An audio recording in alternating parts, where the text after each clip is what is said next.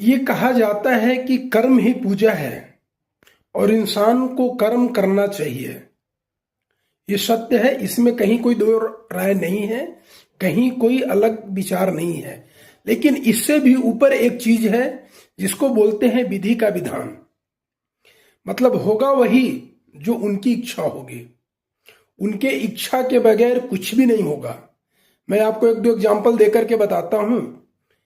जहां प्रभु श्री रामचंद्र की राज्याभिषेक की तैयारी चल रही थी अयोध्या में, लेकिन अगले दिन क्या हुआ?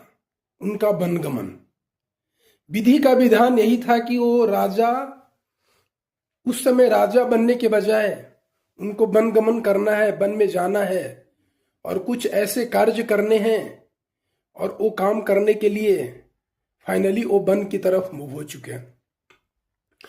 दूसरा एग्जाम्पल मैं आपको बताता हूं। भगवान बुद्ध जो एक राज्य परिवार में जन्म लिए थे, एक राजा के संतान थे। उनके पिताजी ने वो सारी सुविधाएं दी जिससे उनके अंदर में वैराग्य की भावना न उत्पन्न ले, वो साधु संत न बने।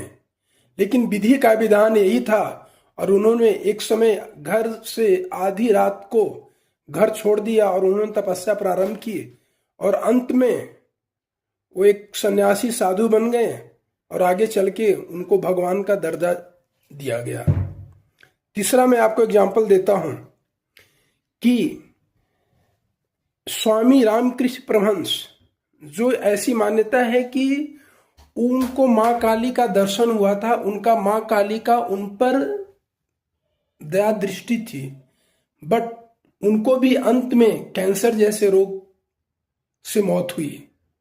तो सच्चाई तो दोस्त यही है ना कि विधि का जो विधान है, जो ऊपर वाले की इच्छा है, अंत में वही होगा, और मनुष्य भी वही कर्म करता है जो करवाना चाहते हैं। आप उनके बगैर आप कोई भी कर्म नहीं कर सकते हो।